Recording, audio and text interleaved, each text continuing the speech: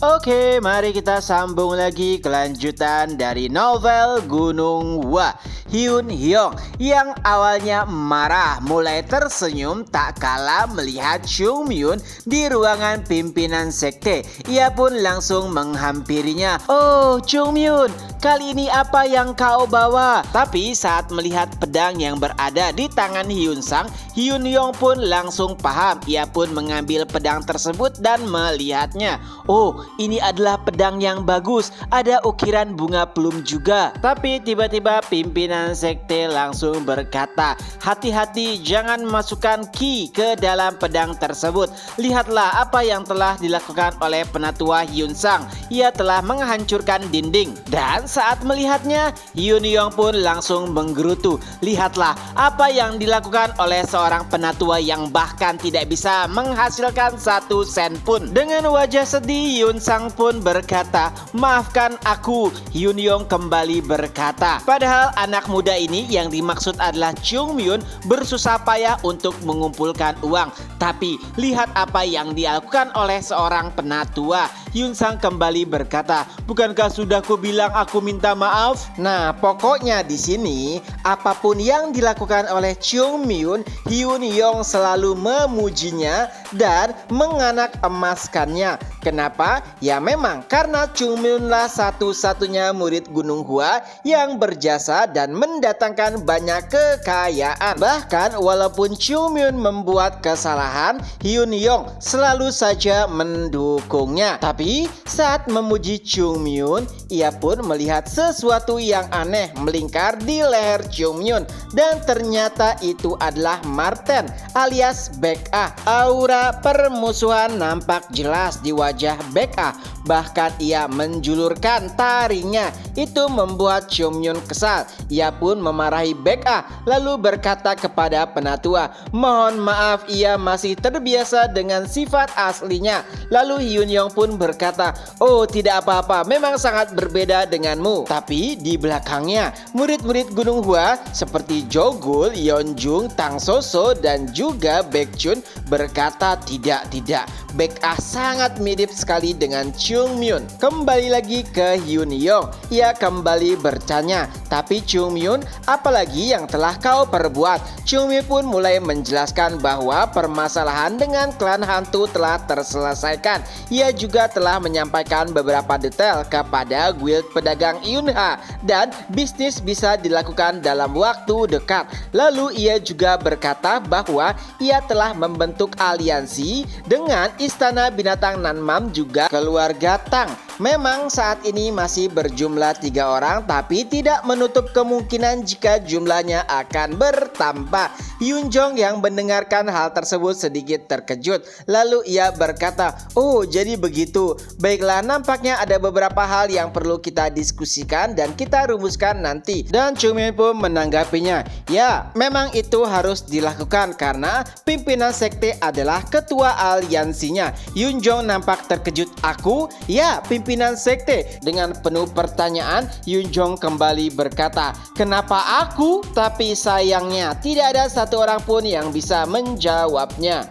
Keesokan harinya, karena terlalu pusing dengan penjelasan yang disampaikan oleh Chung Myun terkait dengan aliansi kawan surgawi, Hyun Jong pun memutuskan untuk beristirahat di ruangannya yang temboknya telah dihancurkan oleh Hyun Sang. Tapi untungnya Baekjun dan beberapa murid menutupnya dengan kain. Adapun Baekjun, Jogul dan juga Yeonjun, mereka bertiga nampak santai sambil memandangi langit. Mereka juga mulai membicarakan pimpinan sekte yang terlihat lelah ataupun sakit. Baekjun berkata jika pimpinan sekte seperti itu karena terlalu keras bekerja untuk Gunung Hua. Tapi Yeonjung menanggapinya, "Tidak, pimpinan sekte sakit karena di Gunung Hua ada Chung Myun. Begitu juga dengan aliansi kawan surgawi. Di sana juga ada Chung Myun."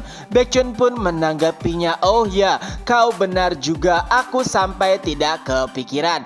Tapi di sela-sela perbincangan tersebut, Jogul pun berteriak, "Hei, apa yang kalian lakukan? Ini terlalu lambat." Nah, ternyata ketiganya sedang bersantai di atas gerobak besi yang sebelumnya mereka gunakan untuk membawa pedang dari Sichuan ke Gunung Hua. Baekhyun dan yang lainnya yang merasa disiksa oleh Chungmyun kini menerapkan pelatihan neraka tersebut kepada murid-murid lainnya. Beberapa murid bahkan protes, "Kenapa kalian melakukan ini kepada kita? Bukankah Chungmyun yang menyiksa kalian?" Tapi sayangnya mereka tidak bisa membalas kepada Chungmyun, jadi lebih baik memberikannya kepada murid-murid. Lagi pula itu merupakan pelatihan yang sangat efektif. Baekhyun yang melihat murid-murid bisa mengomel sambil menarik gerobak pun merasa jika pelatihan yang dipimpin oleh senior Ungam berjalan dengan baik.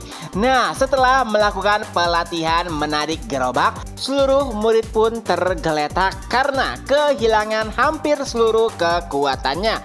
Lalu Baekhyun pun mulai berkata, "Kalian semua, apakah kalian menyukai pedangnya?" Dan murid-murid pun nampak antusias. Ya, itu semua karena pedang baja dingin adalah pedang yang mewah. Bahkan sekte besar seperti Wudang tidak akan memberikan pedang besi dingin kepada murid-muridnya. Itu adalah pedang yang bagus, kata Baekhyun, tapi aku hanya memiliki satu permasalahan. Bayangkan bagaimana jika kalian keluar dari sekte dan kehilangan pedang tersebut. Perlu diingat lagi, itu adalah pedang yang mahal. Tidak, itu sangat mahal. Dan jika kalian kembali ke Gunung Hua dengan kehilangan pedang, kira-kira apa yang akan terjadi?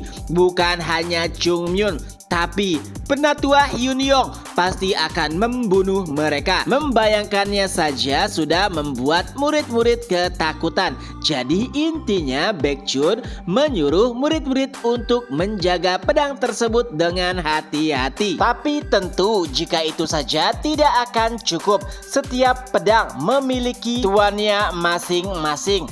Dan jika kau kehilangan pedangmu, maka kau bukanlah tuan dari pedang tersebut. Oleh sebab itu, kalian juga harus berusaha keras untuk bisa menjadi pendekar yang hebat. Oleh sebab itu, pelatihan sangat dibutuhkan. Oleh sebab itu, mari kita lanjutkan kembali pelatihannya.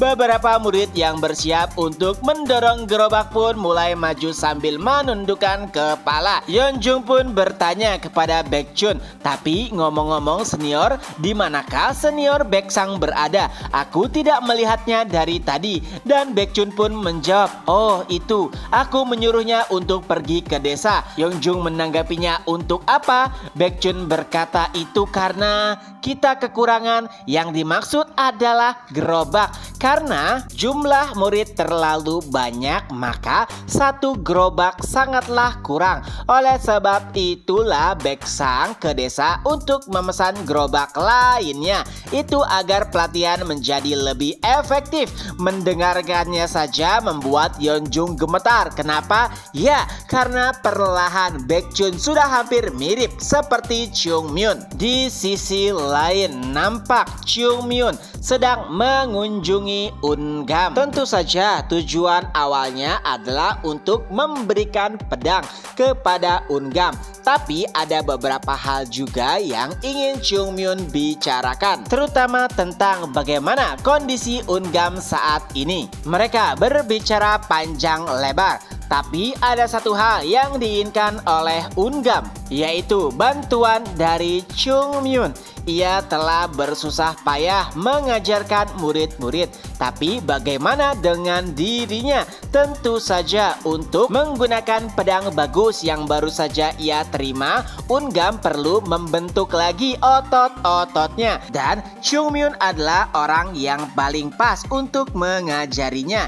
Ya, walaupun apa yang dilakukan Chungmyun sangatlah ekstrim dan kadang menyiksa, tapi Ungam sudah siap untuk melakukan hal tersebut. Nah, Chungmyun ini ya, kalau ngomong ke siapapun di Gunung Hua, bahkan sama pimpinan sekte, nggak pernah pandang bulu. asal ngejeplak aja. Tapi agak beda saat ia berbicara dengan Ungam. Chungmyun seperti agak segan dan sangat menghormatinya. Mungkin itu terjadi setelah insiden penyerangan klan 10.000 orang. Tapi dengan itu pelatihan Ungam yang dipimpin oleh Chungmyun pun akhirnya dimulai. Bahkan suara ayunan pedang sampai terdengar hingga pagi hari.